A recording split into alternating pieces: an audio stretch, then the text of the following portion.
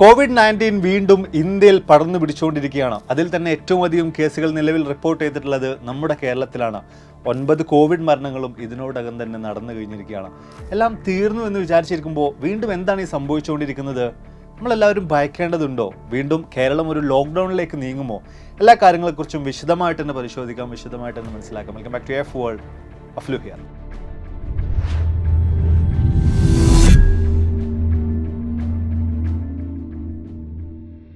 നിലവിൽ നമുക്ക് ലഭ്യമായ ഏറ്റവും പുതിയ കോവിഡ് കണക്കുകൾ നമ്മൾ പരിശോധിച്ച് നോക്കുമ്പോൾ ഇന്ത്യയിൽ ആകെ മൊത്തം സ്ഥിരീകരിച്ചിട്ടുള്ള കോവിഡ് കേസുകളുടെ എണ്ണം എന്ന് പറയുന്നത് 1701 ആണ്. എന്നാൽ അതിൽ തന്നെ ഏറ്റവും അധികം ആളുകൾക്ക് റിപ്പോർട്ട് ചെയ്തിട്ടുള്ളത് 1523 ആളുകൾക്ക് റിപ്പോർട്ട് ചെയ്തിട്ടുള്ളത് നമ്മുടെ സ്വന്തം കേരളത്തിലാണ്. മാത്രമല്ല 9ഓളം കോവിഡ് മരണങ്ങൾ ഇതിനോടൊപ്പം തന്നെ നടന്നു കഴിഞ്ഞിട്ടുണ്ട്. അതിനും അപ്പുറത്തേക്ക് ഇന്ത്യയിൽ ആദ്യമായിട്ട് COVID-19 ഒമിക്രോണിൻ്റെ JN1 എന്ന് പറയുന്ന വകഭേദവും സ്ഥിരീകരിച്ചിട്ടുള്ളത് നമ്മുടെ കേരളത്തിലാണ്.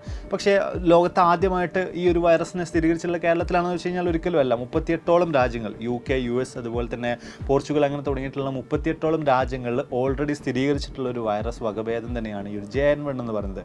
പക്ഷേ ഇവിടെയൊക്കെ തന്നെ നമ്മൾ പരിശോധിച്ച് നോക്കുമ്പോൾ 2019 ഡിസംബർ കാലഘട്ടങ്ങളിലാണ് വലിയ തോതിൽ COVID-19 ചൈനയിലും അവിടെ നിന്ന് പിന്നീട് ലോകമെമ്പാടും വ്യാപിച്ചിട്ടുള്ളത്. ഏറെക്കുറെ 4 വർഷത്തോളമായി കോവിഡ് വ്യാപനം ഒക്കെ തുടങ്ങിയിട്ട്.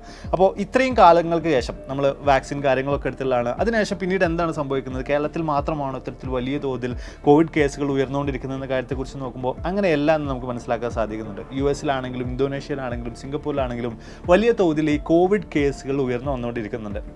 അതിൽ തന്നെ സിംഗപ്പൂരിലും ഇന്തോനേഷ്യയിലും ഒക്കെ മാസ്ക് പോലും അവർ നിർബന്ധമാക്കിയിട്ടുണ്ട്. എയർപോർട്ടുകളിലാണെങ്കിലും ശക്തമായ പരിശോധനകളും മറ്റുമൊക്കെ അവിടെ നിർബന്ധമാക്കിയിട്ടുണ്ട്. ഇവിടെയൊക്കെ തന്നെ നമ്മൾ പരിശോധിക്കുകയാണെങ്കിൽ ഈ ഒരു തുടക്കം, അല്ലെങ്കിൽ ഈ ഒരു വേവിൻ്റെ തുടക്കം നമുക്ക് ഏറ്റവും കൂടുതലായിട്ട് ആദ്യം തന്നെ കാണാൻ സാധിച്ചുള്ളത് ചൈനയിൽ നിന്നായിരുന്നു. നമ്മൾ മുമ്പ് ഒരു വീഡിയോയിൽ വിശദമായിട്ട് കാര്യങ്ങളെക്കുറിച്ച് സംസാരിച്ചായിരുന്നു. ചൈനയിലെ കുട്ടികളിൽ അജ്ഞാത രോഗം വലിയ തോതിൽ വ്യാപിക്കുന്നുണ്ട്, അതുപോലെ തന്നെ COVID-19 കേസുകളോട് ഉയരുന്നുണ്ട് എന്നുള്ള കാര്യങ്ങളെക്കുറിച്ച് വിശദമായിട്ട് നമ്മൾ മുമ്പേ സംസാരിച്ചതാണ്. ചൈനയിൽ നമ്മൾ നോക്കുകയാണെങ്കിൽ അവിടെ ഒരു 0 കോവിഡ് പോളിസിയാണ് തുറന്നു വന്നിട്ടുണ്ടായിരുന്നത്. അതായത് എല്ലാവരെയും ഒരുമിച്ച് ലോക്കാക്കിയിടുക, പൂർണ്ണമായിട്ടും അടച്ചുപൂട്ടി ഫുൾ ലോക്ക്ഡൗൺ എന്നുള്ള നിലയിലൊക്കെ തന്നെയാണ് അവിടെ പോയിട്ടുണ്ടായിരുന്നത്. അതിൻ്റെ ഭാഗമായിട്ട് അവിടെയുള്ള ആളുകൾ കോവിഡിൻ്റെ കൂടെ ജീവിച്ചില്ല, അവർ പേടിച്ച് ഒതുങ്ങിക്കൂടിയതിൻ്റെ ഭാഗമായിട്ട് ബാക്കി ലോക ജനതയെ അപേക്ഷിച്ച് അവർക്ക് ഇമ്മ്യൂണിറ്റി കുറവാണ്. അതിനാലൊക്കെ തന്നെ ഈ കോവിഡ് നിയന്ത്രണങ്ങളെല്ലാം എടുത്തു മാറ്റിയപ്പോൾ അവിടെയുള്ള ആളുകൾക്ക് വലിയ തോതിൽ തന്നെ കോവിഡ് പിടിവരാൻ ആരംഭിച്ചു.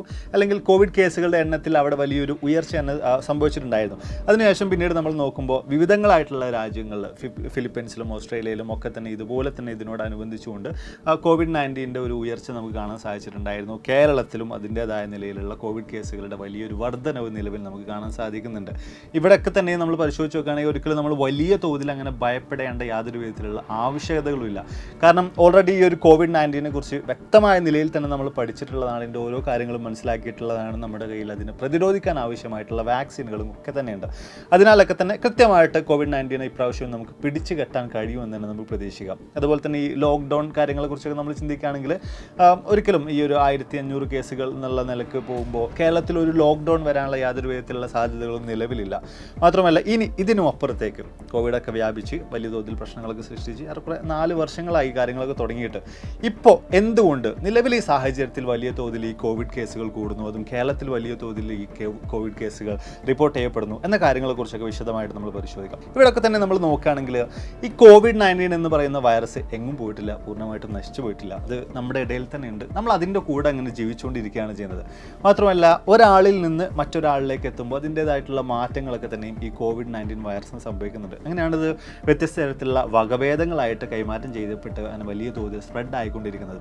ഇനിയിപ്പോൾ ഇവിടേക്ക് നമ്മൾ നോക്കുകയാണെങ്കിൽ ഒരു പക്ഷേ നമ്മുടെ ഈ ഒരു വാക്സിനുകളുടെ ഇമ്മ്യൂണിറ്റി പതിയെ പതിയെ മനുഷ്യരിൽ കുറഞ്ഞു വരികയാണെങ്കിൽ തീർച്ചയായിട്ടും പുതിയ വൈറസുകൾ അല്ലെങ്കിൽ വകഭേദം സംഭവിച്ചിട്ടുള്ള ഈ വൈറസുകൾ അയാളെ പിടികൂടാനുള്ള സാധ്യതയുണ്ട്. പ്രത്യേകിച്ച് ചൈനയൊക്കെ ഉപയോഗിച്ചിട്ടുണ്ടായിരുന്ന വലിയ തോതിൽ ആളുകൾക്ക് നൽകിയിട്ടുണ്ടായിരുന്ന വാക്സിൻ അത്ര ഫലപ്രദമല്ല എന്ന് വലിയ തോതിൽ റിപ്പോർട്ടുകൾ ഓൾറെഡി വന്നിട്ടുണ്ടായിരുന്നു. അപ്പോൾ ഇങ്ങനെയുള്ളൊരു സാഹചര്യത്തിൽ ഫലപ്രദമല്ലാത്ത അല്ലെങ്കിൽ അതിൻ്റെ ഒരു ഇമ്മ്യൂണിറ്റി കുറഞ്ഞു വരുന്നുകൊണ്ടിരിക്കുന്ന തരത്തിലുള്ളൊരു വാക്സിനൊക്കെയാണ് ഉപയോഗിച്ചിട്ടുള്ളതെങ്കിൽ തീർച്ചയായിട്ടും അത്തരത്തിൽ വലിയ തോതിൽ ആളുകളെ COVID-19 പിടിപെടാനുള്ള സാധ്യതയുണ്ട്. ഇനി രണ്ടാമത്തെ ഒരു കാരണം നമ്മൾ നോക്കുകയാണെങ്കിൽ സീസണാണ്.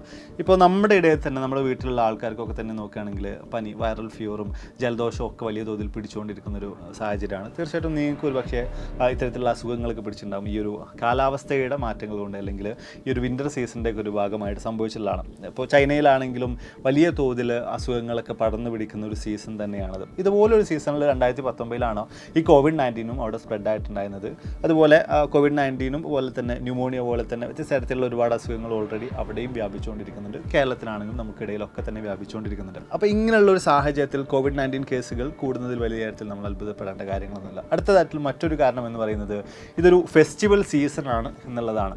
അപ്പോൾ വ്യത്യസ്ത തരത്തിലുള്ള ഒരുപാടധികം ആഘോഷങ്ങൾ, ഇനിയിപ്പോൾ ക്രിസ്മസ് ആണെങ്കിലും അതുമായി ബന്ധപ്പെട്ട ഒഴിവുകളും ലീവുകളും വെക്കേഷൻ ആണെങ്കിലും പിന്നെ അതുപോലെ തന്നെ ന്യൂ ഇയർ അങ്ങനെ തുടങ്ങിയിട്ടുള്ള ഒരുപാടധികം ഫെസ്റ്റിവൽസ് നടക്കുന്ന ഒരു സീസണാണ്. സ്വാഭാവികമായിട്ടും വലിയ തോതിൽ ഗ്യാതറിങ്സ് ഉണ്ടാവും, ആളുകൾ ഒരുമിച്ച് കൂടും. അവിടെ ആർക്കെങ്കിലും ഒരാൾക്ക് ഇത്തരത്തിലുള്ള വൈറസുകൾ ഉണ്ടെങ്കിൽ ബാക്കിയുള്ളവരിലേക്കെല്ലാം തന്നെ സ്പ്രെഡ് ചെയ്യപ്പെടും. ഇനി മൂന്നാമതായിട്ടുള്ളൊരു കാരണം, എന്തുകൊണ്ട് ഇന്ത്യയിലെ ബാക്കി സ്റ്റേറ്റുകളൊക്കെ അപേക്ഷിച്ച് കേരളത്തിൽ ഇത്ര അധികം കോവിഡ് കേസുകൾ റിപ്പോർട്ട് ചെയ്യുന്നു എന്ന കാര്യങ്ങളെക്കുറിച്ചൊക്കെ തന്നെ നമ്മൾ നോക്കുമ്പോൾ നമ്മൾ വളരെ കൃത്യമായിട്ട് ആർക്കെങ്കിലും ഇത്തരത്തിലുള്ള കോവിഡുമായി ബന്ധപ്പെട്ട രോഗലക്ഷണങ്ങൾ എന്തെങ്കിലുമൊക്കെ ഉണ്ടെങ്കിൽ കൃത്യമായ നിലയിൽ കോവിഡ് ടെസ്റ്റുകൾ മറ്റുമൊക്കെ നടത്തി വരുന്നുണ്ട്. ബാക്കിയുള്ള സംസ്ഥാനങ്ങളെ അപേക്ഷിച്ച് ഏറ്റവും കൂടുതൽ കോവിഡ് ടെസ്റ്റുകൾ നടത്തിക്കൊണ്ടിരിക്കുന്നത് നമ്മൾ കേരളത്തിലുള്ള ആളുകൾ തന്നെയാണ്.